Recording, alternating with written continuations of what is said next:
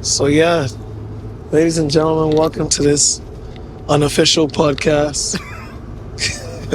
Whether you're watching this video or you're listening to the audio, I have no idea what I'm gonna do with this, but we just thought that it would have been cool since we're going on a 2-month tour break to do a little chit chat. I know y'all don't hear from James a lot, although I encourage him to speak to the camera a lot more because people want to hear from his perspective.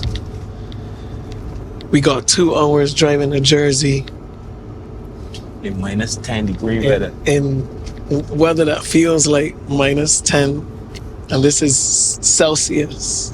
Yeah, bro. Yeah, for the last show on this tour run. Had a good year. I got the dates here. Well, you mean all the shows? Yeah, most of them. Over 100. It's 100 plus shows in the last year. Yeah, I am high key, feeling a little burnt out. As it should.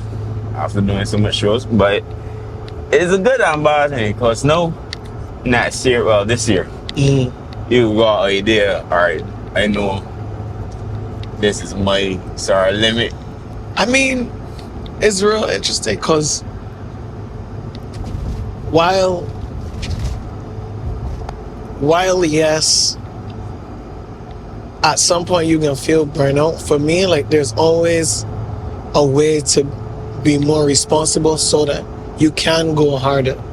True. You know? So like it's a matter of like trying to figure out, okay, what are some of the things that are responsible for like me burning out quick? True. And then just try to minimize being in those situations or having those encounters so that you could go harder in a sense. Yeah. Or so that you could do more. Yeah, God. It could get dangerous. Yeah. You can find yourself fatigued too much. There's a thin line between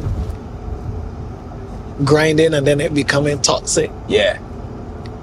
And plus too, you don't want your mind be to a point that like then you lapse in on your creativity and true. you won't even realize it until people start to react certain way. Yeah.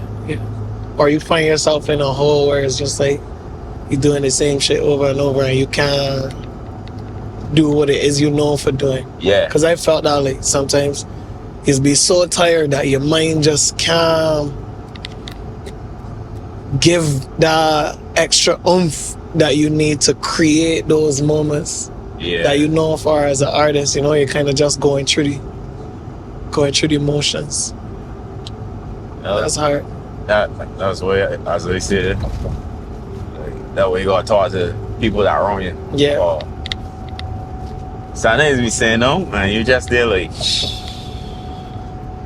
it's like you can either go back into your routine and then forget about that moment, or it could just body it. And then you can go realize, yes, I ain't gonna change. Yeah. That's how it feels sometimes around this time of year now.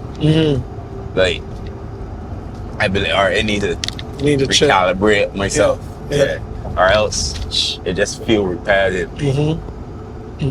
Or I see it like a lot of my work, no?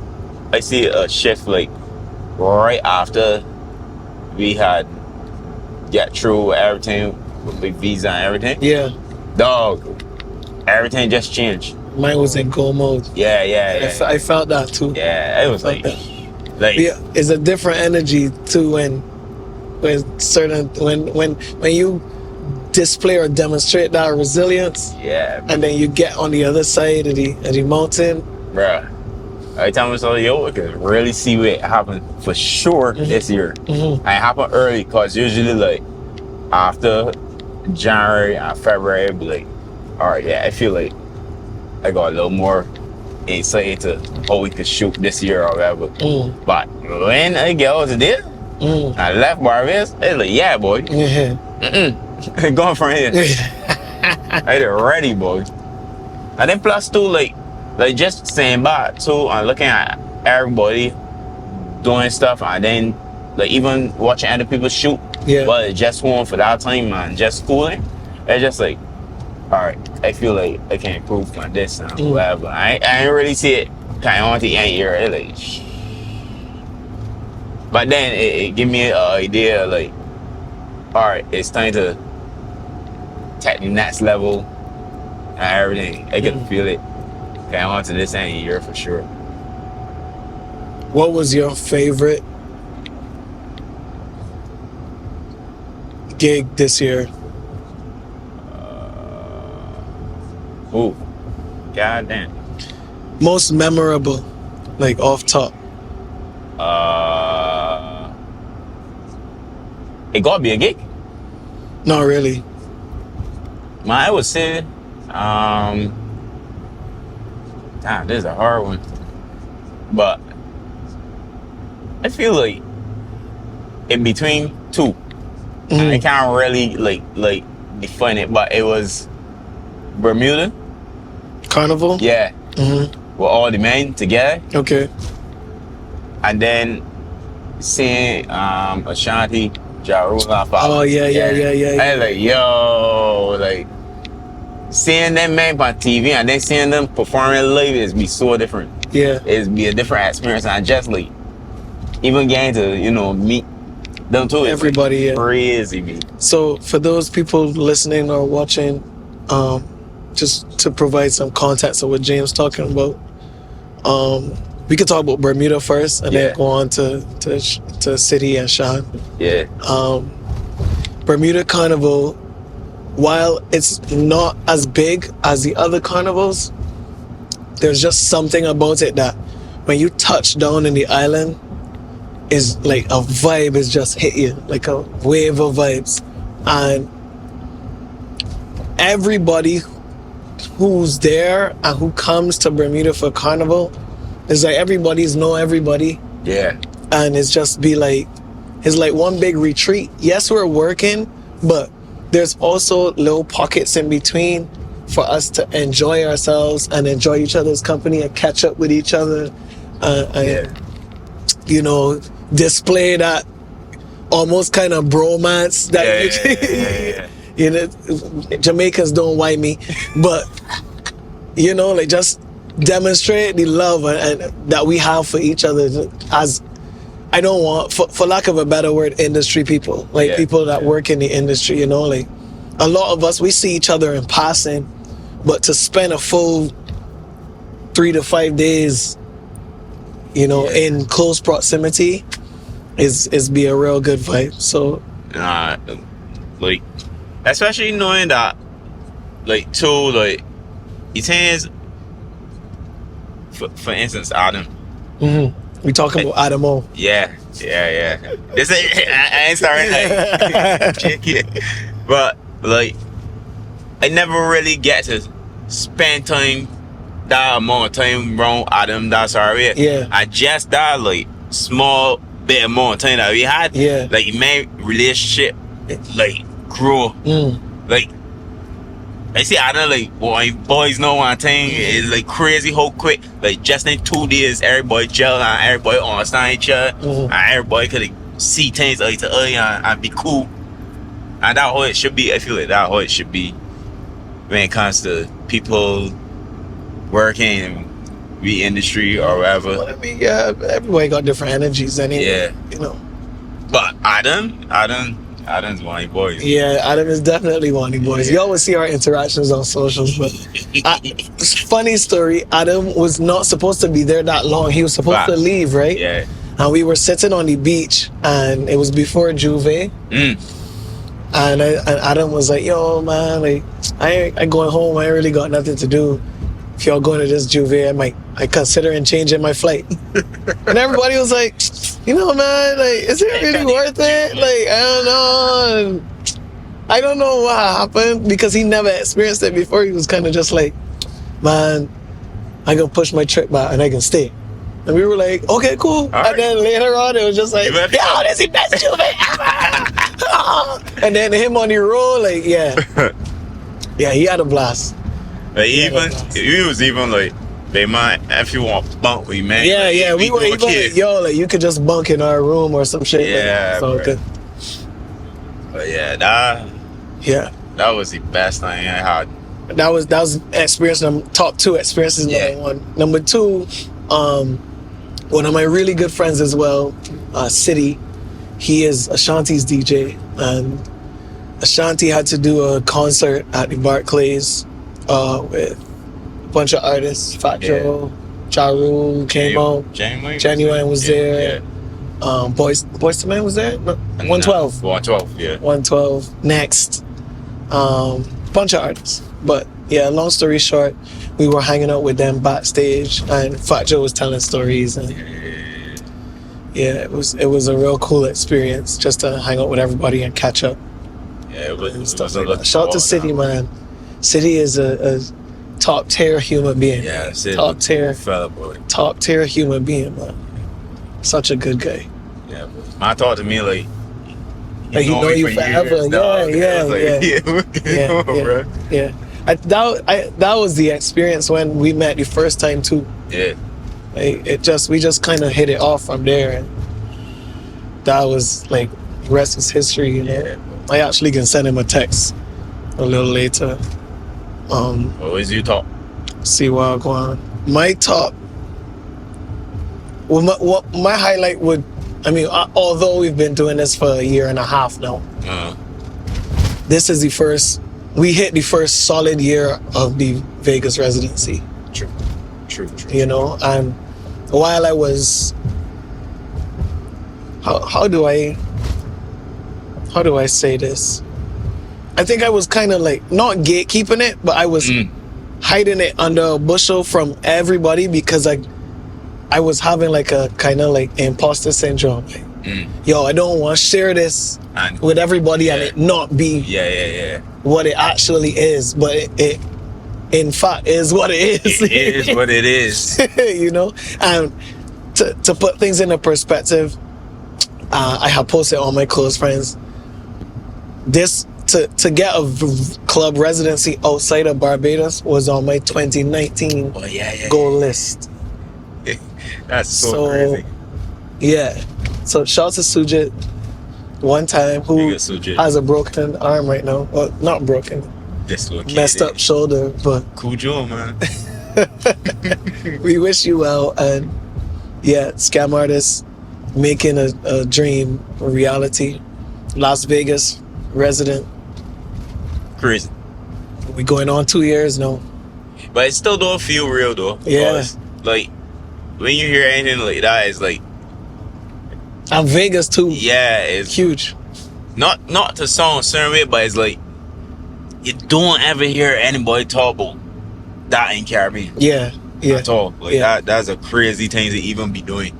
But I feel like because the amount of work that you're playing and the experience that you gain over years, that it feels so normal. That ain't weird. It's almost like when you have that vision and you practice so much, or you try to prepare so much for being in that space, when you actually end up in these spaces, it just feel like second nature, you know? Like you meant to be there. Yeah. And I think like that's what happened. But yeah, I didn't want to tell nobody. I didn't want to announce it, blast it out there. Yeah. I mean, I don't even think, well, only after we posted a recap. Yeah, exactly. Is that we actually made it like an official thing. Yeah. You know, or we really formally announced that. I'm like, it was in the paper though. It was in paper, but I was very specific with the wording because I didn't want. Yeah. But socially, it wasn't like.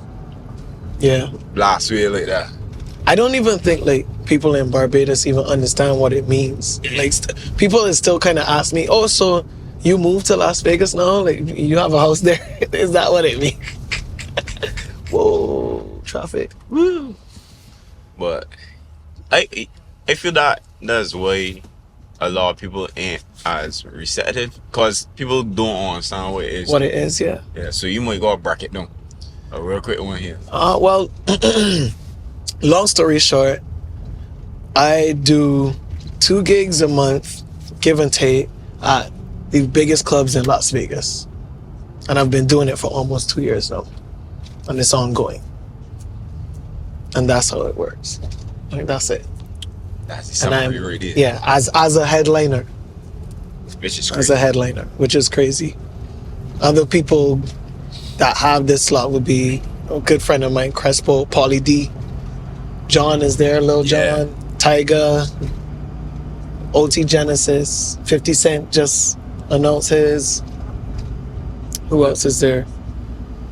Murder Beats. Which will get an idea of like, how Mustard. serious it is. Mustard! So, to put into perspective for like people that just in the space, Yeah. is like how Celine Dion and Mariah Carey got Right. residencies Yeah. in Vegas. Yeah. But for DJs. Well, for DJs. Yeah. Yeah, pretty cool. So yeah, that was one.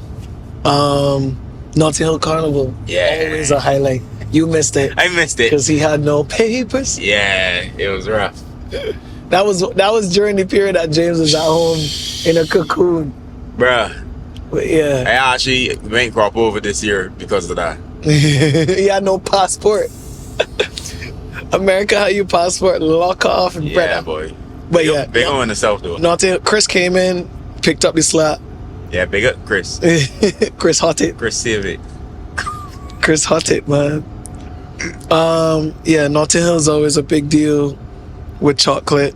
Mm-hmm. Biggest band on the road. I going through the gig list here. What else did we do that really stood out to me? November, Toronto. Oh man. Massive deal.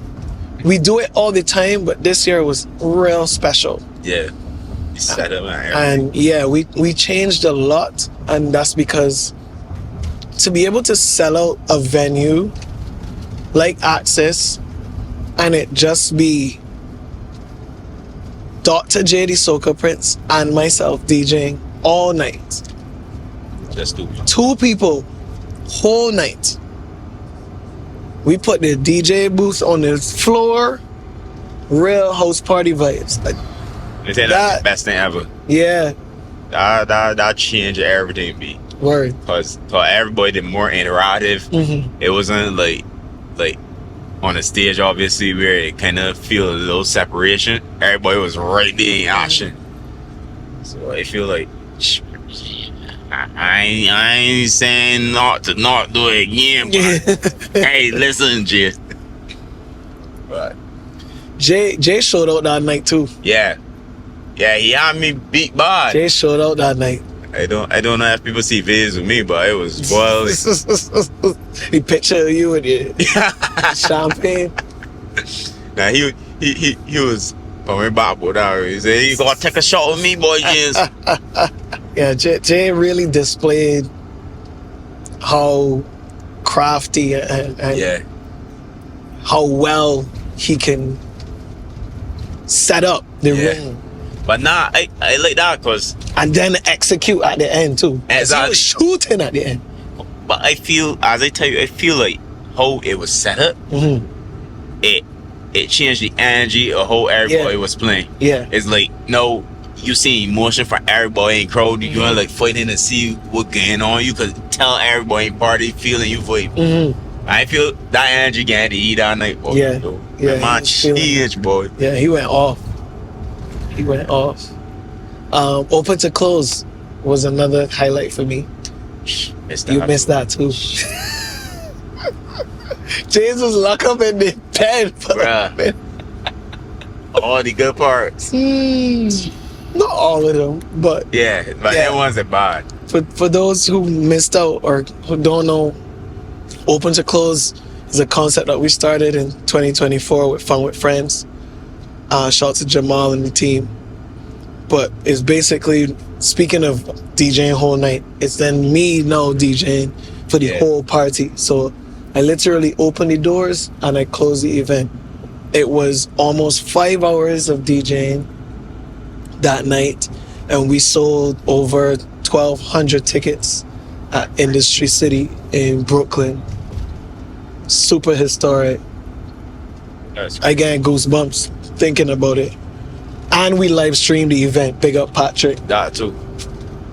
So yeah, if you can actually watch back that whole set on my YouTube channel, on the YouTube. Yeah, so it's up there. But yeah, that was crazy because I didn't think we would have had that many people. Honestly, you saw the first one, right? First one was like 800. Yeah. Now after that first one, how it was, I hope people was reacting.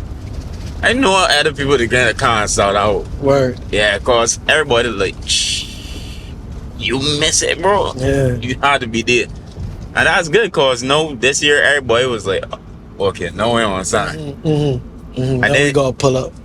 But I just got that other, like even like Black Rose get to come. Oh, that was in November. Yeah. Yeah. So yeah, Puffy and Friends then was in November. Yeah. James got to attend that one. Yeah, finally I get to attend something. And we did that again, New York, Brooklyn, Crown Hill Theater. Shout out to Crown Hill. Birthday party. Three days before the birthday. 17th was the date, I believe. Let's talk about that though, because they were chewing me in the comments when Revolt shared the video the other day. It was like 2 days ago, 3 days ago, when I played the Anissa Baker. Yeah. And people in the comments were, and even on YouTube, I find people in the comments were complaining about the reaction that the crowd was giving. Do you think that was the energy necessarily on the night, or do you just think that the camera wasn't able to? Because I feel, I wasn't drinking that much, but I feel like the crowd cam didn't do the actual party much justice based on the energy and capturing the reactions of people. Because technically, say like, for instance, Boiler Room as an example. Yeah. That one camera there, nobody is reacting at that point in time. They don't show it. Good. But that don't show for the rest of the crowd back there that well and out. So in that instance where it's just those people, end up blame to them. Yeah. But the rest of the other crowd was reacting. But it's like you can't catch everything in a party. Yeah. It's the only way camera could show at that point in time. So I don't understand why people feel, but like unless you go and watch by video, you realize no. Yeah. We probably gotta share clips of like your videos, because I didn't share much actual camera clips from your perspective of that night. Yeah. And we could probably like drop a couple in here. Yeah. That would be cool. Yeah, but people was cranking that night. Yeah. Also, the whole place was sold out. We couldn't fit no more people in there. You know what I mean? So it was just like we already at capacity, so then people in there to crank. Yeah. And I guess like seeing people react like that, because there were a few comments that kind of got to me.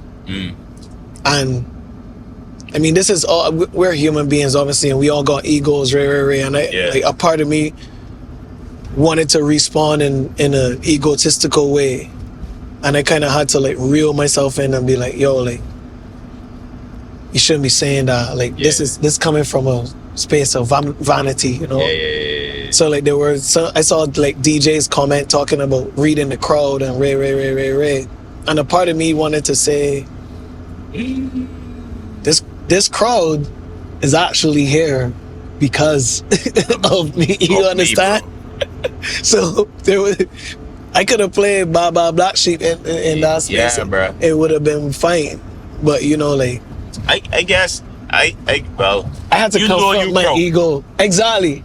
So regardless of what other people tell you, you crow know you, and you know you crow. And these are and these are also people like from the live stream who are just there, who are just used to watching me on the screen, who just came to just see what's going on. Oh, I can tell you something.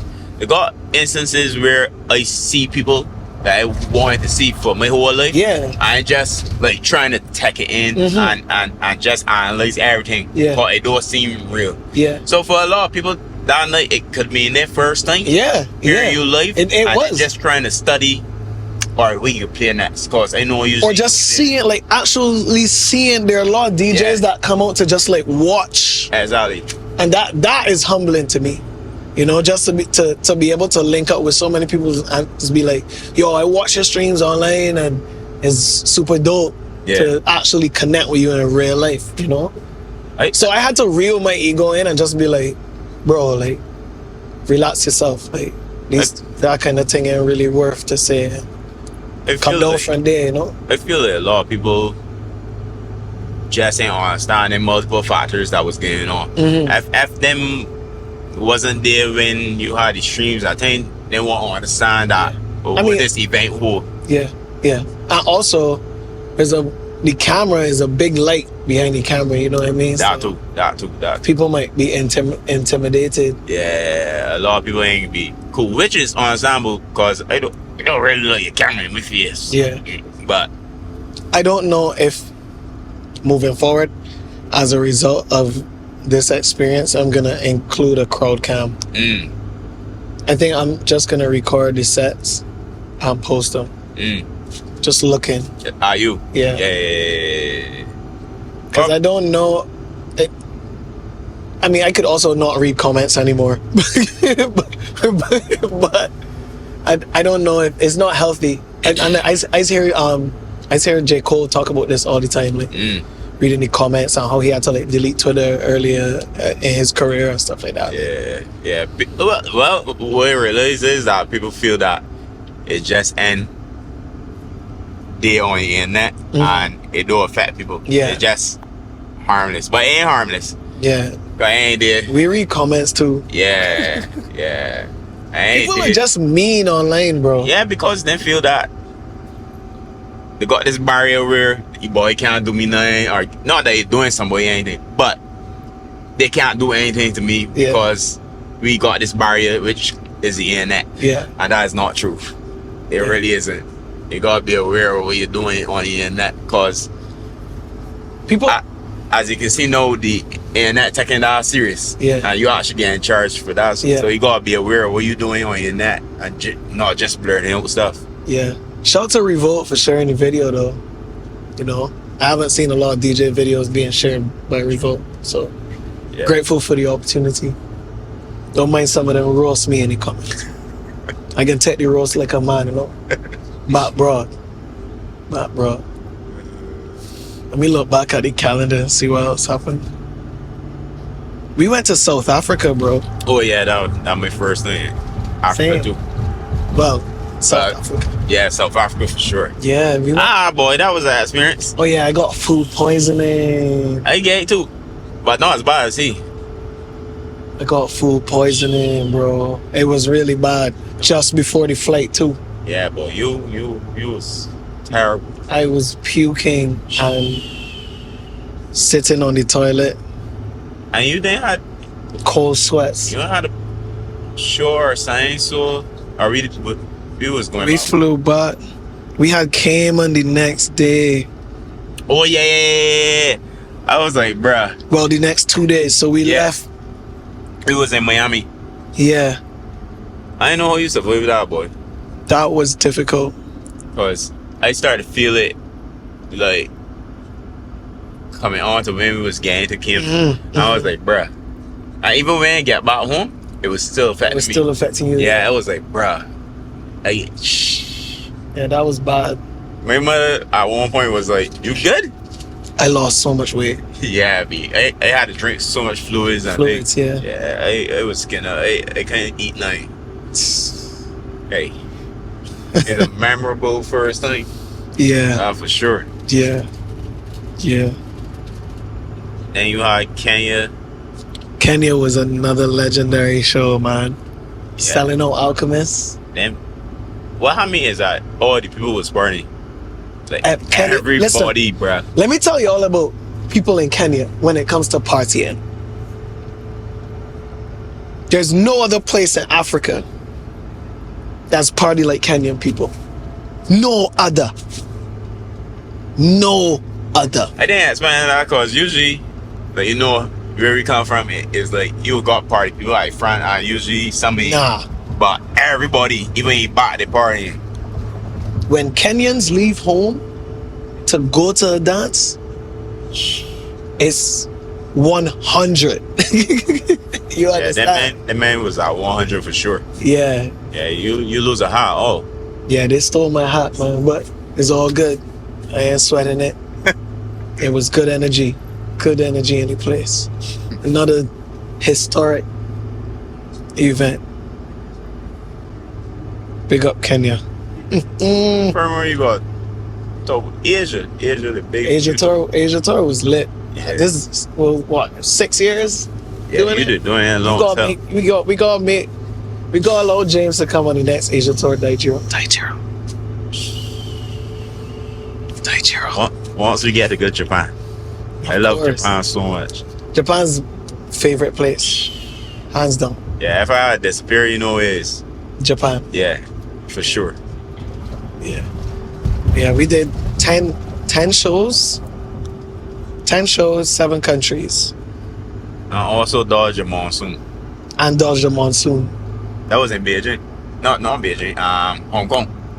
No, we were in Shanghai. When it hit. Yes. No, it wasn't a monsoon. It was a typhoon. A typhoon. Even worse. You were in And it was a Shanghai. bad one too. Yeah, it was pretty bad. I think didn't our flight get canceled? Yeah. And you was like, dog, everywhere flooded. Yeah, be roughness. Oh nah, you was on the flight, but the flight didn't move yet No, I didn't. I had to stay an extra day. because it. Yeah, Oh, I think so. yeah. Cause you told me that you was. And then I think we got to there was some country. Where was I? Was I by myself? I think Daijiro wasn't there at that time. Yeah, so there was. Oh no, you know what? My flight, I had to go to. Was it when I was going to Doha? I think I had to go to Doha. Daijiro wasn't coming. I went to the airport and they canceled my flight while I was at the airport. Yeah. Oh wait. This wrong the time that Yeah. this when you went. Yeah, they canceled my flight while I was at the airport. Yeah. Oh, And nah. then I had to. They obviously they were putting us up in a hotel or whatever. Yeah. But there were a bunch of flights that got canceled, and they all put us in the same hotel. And when I got to the hotel, there was like 150 people that had to check in, and there were only 2 people working. I got pissed. I was so pissed, bro. Boy. And like the lobby was a mess. Like just people sitting everywhere on the floor, people cussing, like. Yeah, I know you to tell you. It was terrible. So then I asked the guys, shout out to all the guys from Shanghai, from La Fin, and they actually allowed me to go back to the hotel that I was staying at before, okay. which was in the city. Yeah. And yeah, because dealing with that, Yeah, that would be insane.